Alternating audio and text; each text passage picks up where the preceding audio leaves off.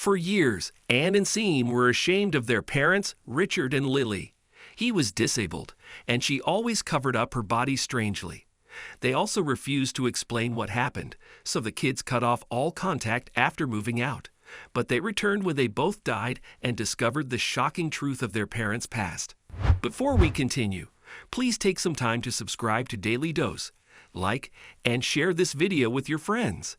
It might brighten their day and inspire them to do good. Also keep watching because an important lesson awaits at the end of the video. The children are not coming, even today. It's so awful. Mrs. Young died of loneliness, I'm sure, said Mrs. Coltrane to another neighbor of the Young family. They were at Lily Young's funeral, and her kids, Anne and Sean, refused to come to pay their respects. Their poor mother died alone, and Mrs. Coltrane knew that they never called her and had not attended their father's funeral 3 years ago either.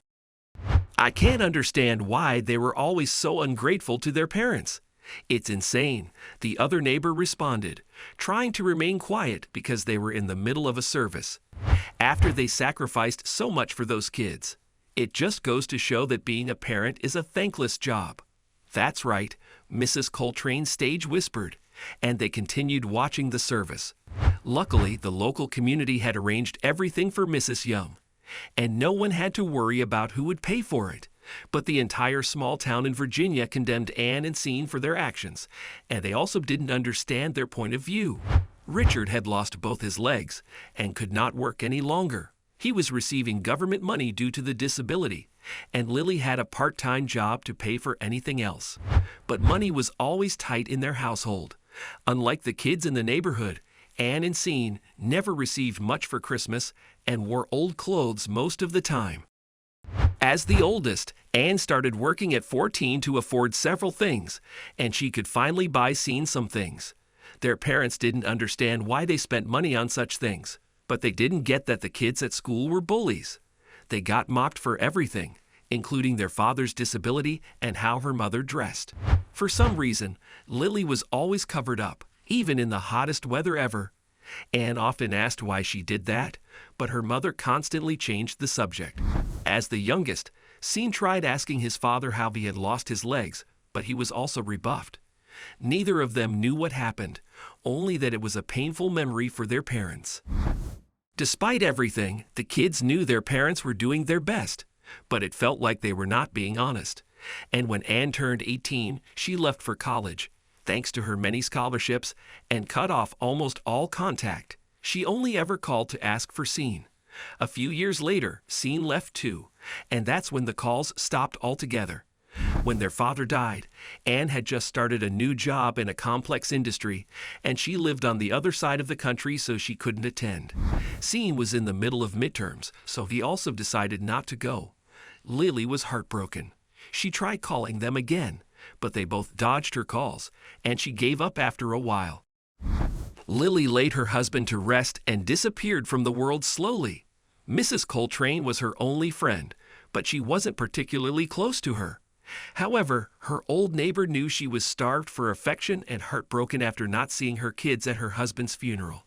Anne and Sean never spoke to their mother again.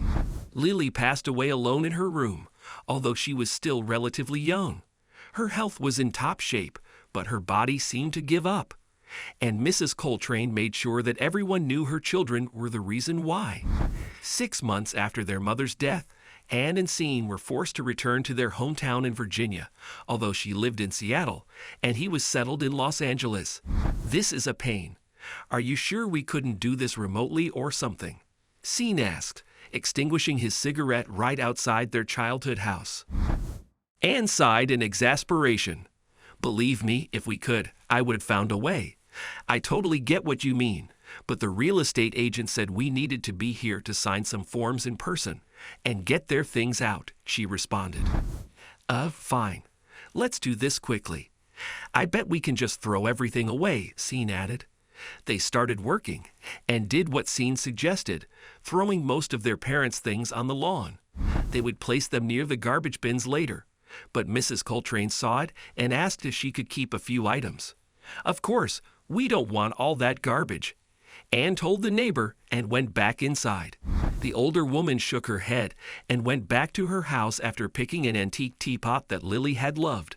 The entire neighborhood found out what they were doing in no time, and everyone asked to take something from everything discarded on the lawn. The kids didn't care who took what. They were almost done when Anne spotted a hole in her mother's closet. She called Scene to take a look. We're going to need to repair that before we can sell the house, he said. There's nothing inside, right? She asked her brother. Let me see. Oh, wait.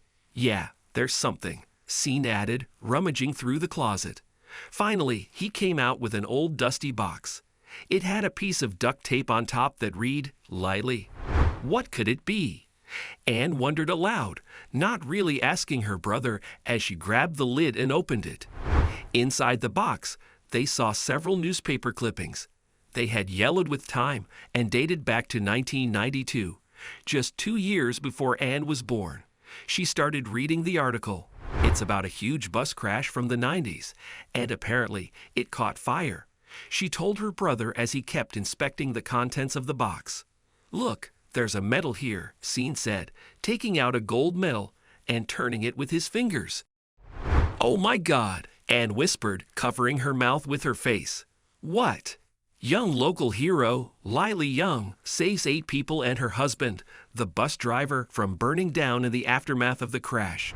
Initial investigations suggest that the brakes in the bus went out and Richard Young could not control his vehicle. Anne read part of the article and then raised her eyes to Scene. What else happened? Scene asked, urging her sister to keep reading. It says that Mom got severe burns from the crash and Dad lost his legs as a result. It also says that the mayor gave Mom that medal for her courage. I don't understand. Why didn't they tell us about this? Every part of our childhood now makes sense, Anne said, as tears gathered in her eyes, and she looked back at how horrible they had been to their parents after moving out. Scene also got caught up in emotion, and they were silent for several minutes, sitting on the floor right outside that closet. Suddenly, he spoke up. Wait a minute. If it was the bus company's fault, why did they compensate our parents? They always worried about money, so I know they didn't have savings or anything. Scene wondered. He had graduated from law school and was about to start his internship at an excellent law firm in Los Angeles. I don't know, Anne said, wiping her tears.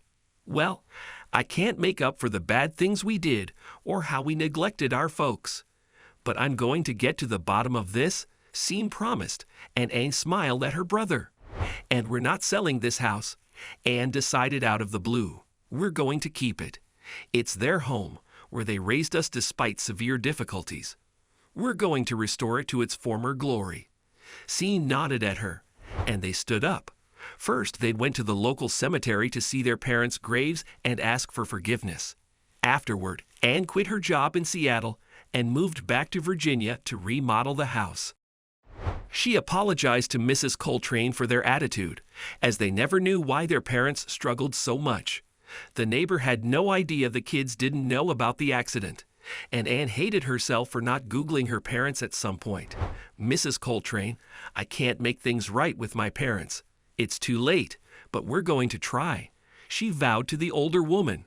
Several months later, Scene discovered that the bus company didn't pay their parents because they got off on a technicality. Anne didn't understand much, but Scene was going to fight it.